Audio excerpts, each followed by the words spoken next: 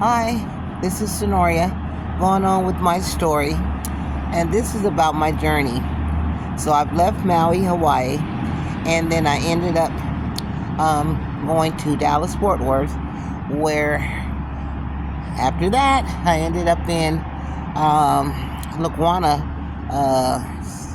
New York, and now I'm still in New York, but I'm at JFK. So let me start over because I want everyone to know what I've experienced on this journey and the obstacles. Oh my goodness. So the night before I took the trip, how come the government decides it wants to shut things down? So the next day I wasn't even sure if I would be able to take my flight, and it turns out that I was able to take it, but it was delayed for like 2 times. So that set me back like a couple hours, which meant that also my connecting flights, I wasn't able to catch them. So the one to Dallas to Fort Worth, and then when I got there, first of all, let me start off.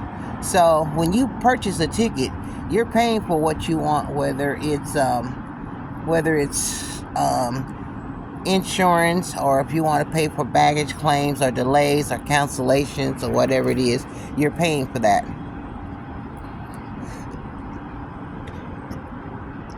That's what I did. But when I got there, there was a teller there, and she gave me a really hard time. So she asked me for all my documents. I need your passport, I need your visa, I need your identification, and my ticket, so she could print this ticket. And so when I told her, she had all this stuff, and then she says, well, it's going to be $100. And she asked me, she says, well, because I had a baby stroller. Now the baby stroller wasn't the type that has a flip out and the hood and all that. It was just a basic fold up type of thing. And basically I was using that because this here is my luggage. The big blue piece, which is actually a hiker's. It's a hiker's backpack, because I didn't want the standard piece of luggage, because I don't want to appear in these places that I'm going. I don't want to look like a tourist. I really don't. And even though the backpack is extraordinary and it's peculiar, it was still different from carrying luggage. And you got to remember, I'm going to India and then I'm going to Africa.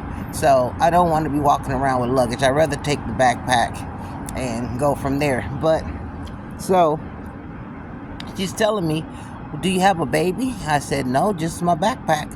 That's to push my thing instead of me carrying it on my back. So she was telling me, well, you have to pay for that because you don't have a baby. And I said, well, technically speaking, I am disabled, and I actually am supposed to be in a wheelchair, and I do have my papers and everything, and I have my placard for the wheelchair. So I decided I didn't want to bring the wheelchair because it was big and bulky, and I know that I'm going to be jumping on and off trains and planes and stuff, and I just felt like it would be a lot more convenient. Well, she told me, well, it's going to be $100, and plus you have to pay for your checked baggage. I said, no, I paid for everything already. And so she said, no, you have to pay it.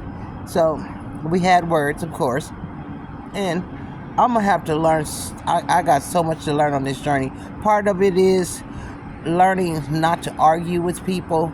Even when I'm right, I cannot continue to allow myself to become outraged with people because they're ignorant. And that's really what it, or they're biased, or they're having a bad day. And it's like, I'm having a bad day. I've just started out. My trip has already been delayed. And now I'm here, and you're giving me the runaround, and now you want to overcharge me for something that I've already paid for, which is on my itinerary, which you can see everything I paid for. Girl, please, I'm telling you. So by then, my temper's up. I'm not feeling the best of myself, and I'm ready to go. I'm ready to get on with my trip and stuff. And so, long story short, I just told her, and she says, well, I said, well, I'm not going to pay it. She said, well, then you're not going to be able to take that on and whatever. And I said, I have a trip to catch, and It's already been suspended for several hours, and so I'm already missing connecting flights. She says, oh well. And I mean, her nonchalant attitude is what I think really pissed me off. And that's what happened. I was just pissed off by the whole thing, her demeanor, the whole thing. And so you're thinking you paid a lot of money for these trips that you're taking, and the last thing you want is someone having an attitude with you when she's supposed to be providing you with service. It's no different than a restaurant or anywhere else. You waiting on me, I expect you to be courteous. I expect you to do what you need to do.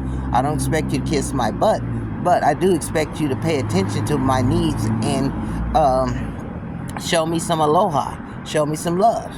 So anyway, we and her go back and forth, but she's not budging.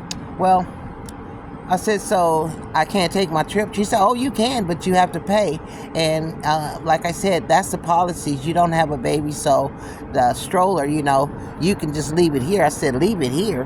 I mean, it was almost like a slap in the face. I said, I need that for transportation to carry, to wheel my stuff around. So she just turned her head and act like I wasn't standing there. And there wasn't nobody behind me, thank God, because if she would have said next and tried to pass me up, it probably would have become one of those coastal postal type of things.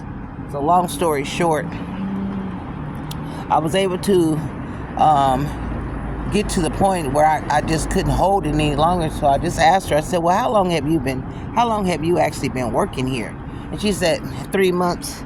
I said, yeah, that's kind of what I thought. Well, listen, I need to talk to your supervisor because your attitude and how you're talking. I said, I know you might think I'm a visitor, but I've been living on this island for over 22 years, and your attitude sucks, okay? And I do want to report you, and I also want to see if they can't do something to make some changes, and maybe even see if you still really want to work here. Because people don't really know who you know, and they assume you're a nobody. Just automatically. And even if they do think you know somebody, they don't care because nobody's there with them while they're acting that way.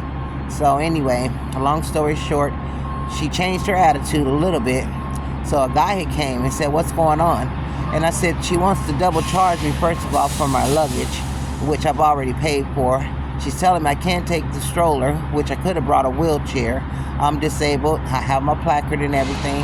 I thought it would be a lot more convenient for me to do it this way. So he's looking at it and whatever. And then he tells her, and he's pointing on something on the screen. Now the screen is facing them, so you don't know what they really discussing and pointing out. So anyway, next thing I know, the machine is ringing up, and she said, oh, I didn't see that. Oh, imagine that. So now my luggage gets a ticket. I said, oh boy. And so he was trying to help. He said, well, she's new. I said, yes, obviously she's new. I said, and I just asked her about her supervisor. I don't know if you're him or not, but yeah, they need to be with these people when they're assisting us, because if I hadn't not needed this trip, you would have lost a customer, not just for today, but for a while. So, okay.